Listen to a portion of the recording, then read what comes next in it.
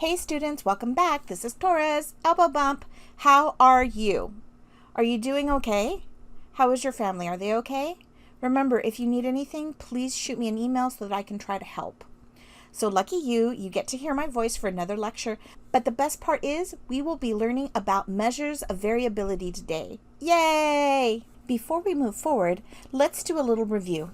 In our last chapter, we talked about how mean, median, mode all describe how the data is alike. Two measures of center we spent a lot of time talking about, and those two measures of center are mean and the median.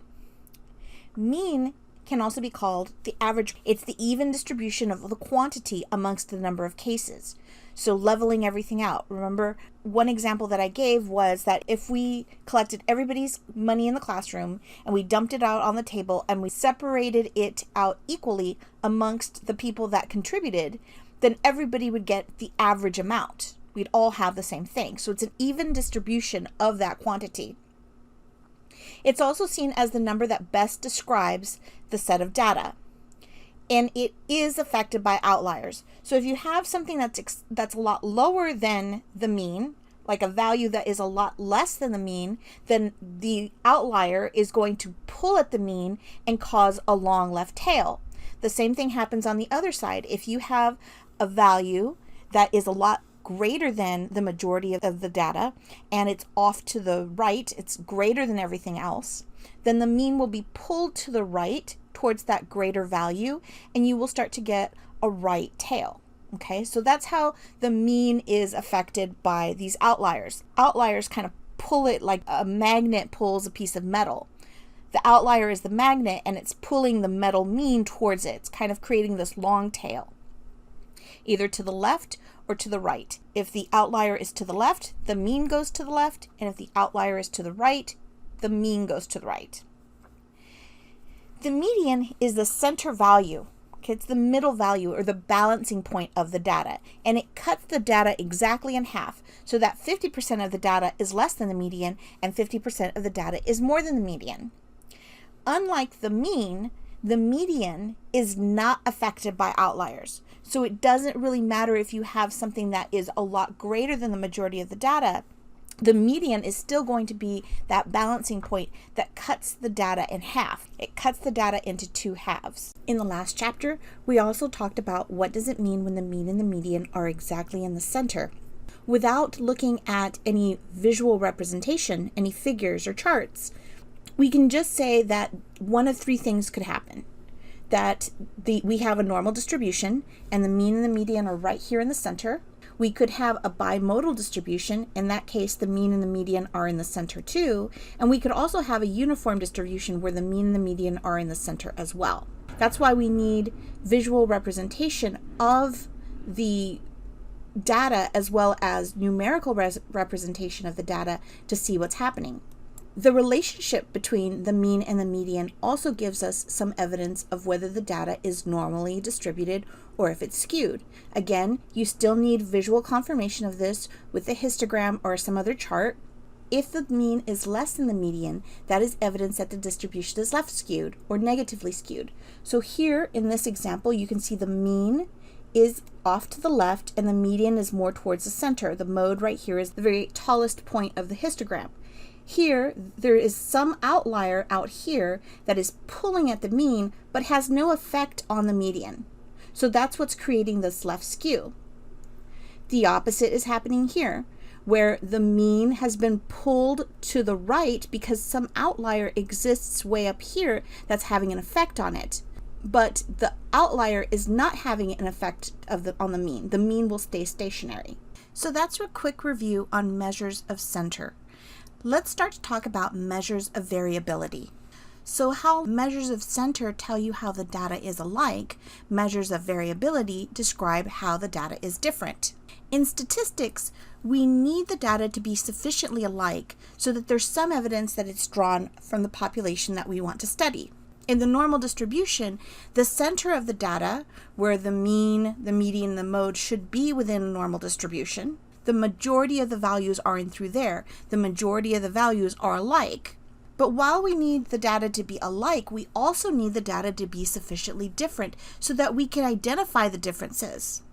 In a normal distribution, the manner which the data in the tails kind of taper off show that these values at the low end of the normal distribution and on the very high end of the normal distribution, there's less of those pieces of data, there's less of those values, and also that they're more different than what exists in the center. So we're looking for things to be mostly alike, but there still has to be some differences in that data set. It just can't be so different that we're talking about a completely different population. So like, for example, in this picture, here we see a classroom. A classroom has pretty much all of the people in the classroom, except for maybe the teacher or something. Pretty much in a classroom, everybody will be about the same height. If you go to a playground where there's moms and dads and babysitters or whatever, you're going to see a mix. You're going to see a mix of tall people, maybe very tall people, and then very small people like children. So there's going to be more variability in terms of height in a playground versus within a classroom. Some common used measures of variability are the following: range, interquartile range, and that includes the 5-number summary, which is the minimum value, the lower quartile, the median, the upper quartile, and the maximum quartile.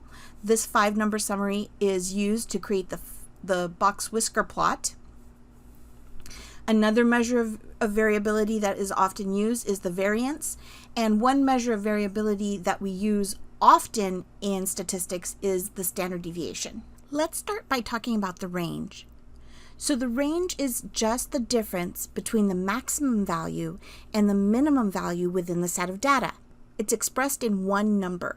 So for example, if this is my data, if my set of data is 1, 3, 4, 7, 16, 19, I can find the range by taking my maximum value, which is 19, and subtracting from that my minimum value, which is 1. Therefore, 19 minus 1 is 18, and my range is 18. The other measure of variability I want to discuss today is the interquartile range. The interquartile range, it's also called the IQR, is the middle 50% of the values. In order to find the interquartile range, we use the 5-number summary. And the 5-number summary includes the following values: the minimum value, the maximum value, and the median. So the minimum value, the maximum value, and the median. And then the lower quartile and the upper quartile. And we're going to go into what that means exactly in a second. Let's look at an example to calculate the range in IQR.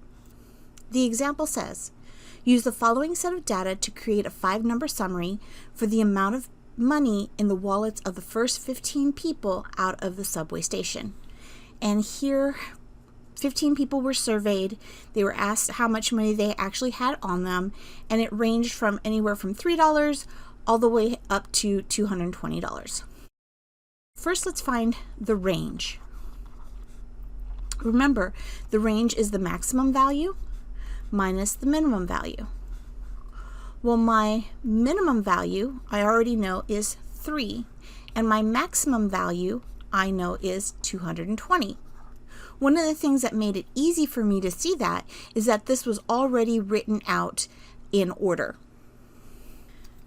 So now I have my maximum is 220, and from that I'm going to subtract 3, and I'm going to get 217. And if you want me to quickly do that using my calculator, I can. Here's my calculator. 220 minus 3 equals 217. Let's continue using this set of data to determine what the other 3 values for the 5-number summary will be. So I already got my minimum and my maximum. Just to get a little practice in, we went ahead and calculated the range. But if here are my values, right? Here is my minimum. I'm going to make this a little bit bigger. I'm going to make this in red. Here's my minimum value right here. I'm going to try to circle this. And here's my maximum value right here. So the number that is exactly in the center would be my balancing point. Well, there's 15 numbers, so the number that is the 8th would be my balancing point. So 1, 2, 3, 4, 5, 6, 7, 8. 39 is my median. I have 7 numbers that are less than 39 and 7 values that are greater than 39. So see, 1, 2, 3, 4, 5, 6, 7, and then 39, and then 1, 2, 3, 4, 5, 6, 7. So 39 is my actual balancing point. In order to find the lower quartile, I'm going to take the median of this half of the data. So the number that is exactly in the center, here we have the 7 numbers, the number that is exactly in the center would be 11. It's the median of the lower half. Here we have 3 to the left of 11 and 3 to the right of 11. So my balancing point for the lower half is 11, and that is called my lower quartile. Sometimes you can see this as Q1. Lower quartile and Q1 mean the same thing. The lower quartile is the median of the lower half. For my upper quartile, I'm going to do the same thing. I am going to find the balancing point for this half of the data. So I'm going to go ahead and find that the upper quartile is going to be right here, 61, because I've got 1, 2, 3 on this side of it and 1, 2, 3 on this side of it. So the upper quartile is 61. 61 is the median of the greater half of the data. So if I were to go ahead and write this out all together, I could say that my 5-number summary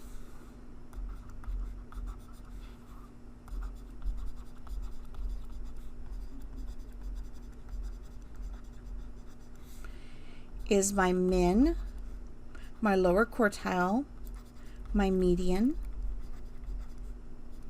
my upper quartile, and I'm going to scooch this just a little bit, my maximum.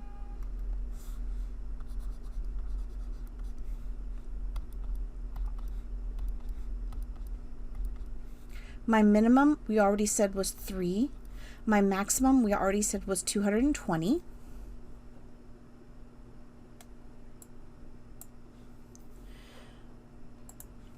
My lower quartile we said was 11.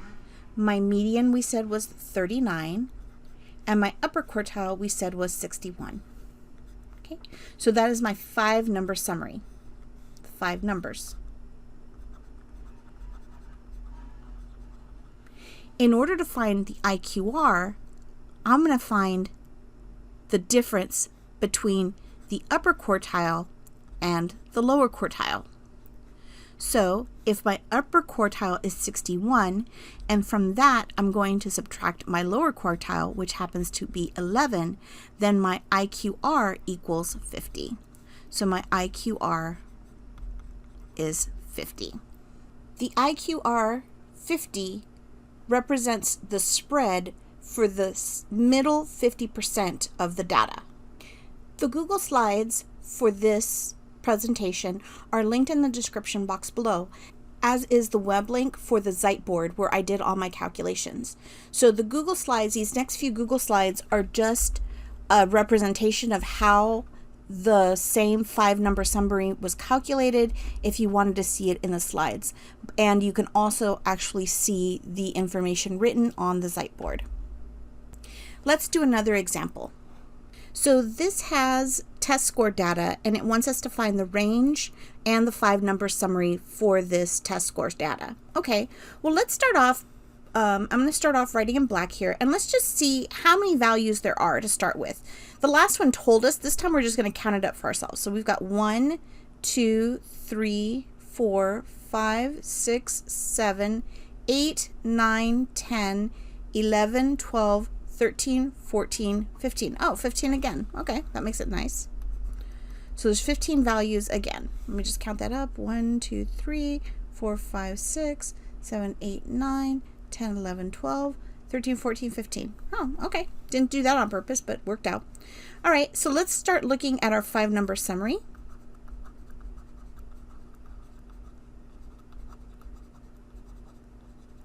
And I'm going to go ahead and write those out. I've got my minimum. I've got my maximum. I've got my median. I've got my lower quartile. Remember, lower quartile can also be called Q1. And I've got my upper quartile, which can also be called Q3. So my minimum is 18. Here's my minimum. And my maximum is 100. Here's my maximum. Now I've got to find my median. I'm going to change colors just because I want to. Just because I can. And I'm going to find the number that is exactly in the center. Well, there's 15 values, so there's going to be that 8th value that's going to be in through here. So let's count it out. 1, 2, 3, 4, 5, 6, 7, 8. Okay, so my balancing point is 68, which means that half of the value, so half of the values are below 68 or less than 68, and half of the values are above 68 or greater than 68. Okay. So what number is exactly in the center of this spread right here? So I've got 1, 2, 3, 4, 5, 6, 7. So the fourth one, 1, 2, 3, 4, would be the balancing point. So this would be my lower quartile. This is the balancing point of the lower half of the data. And the balancing point for the greater half of the data, the upper half of the data, would be 1, 2, 3, 4, 87.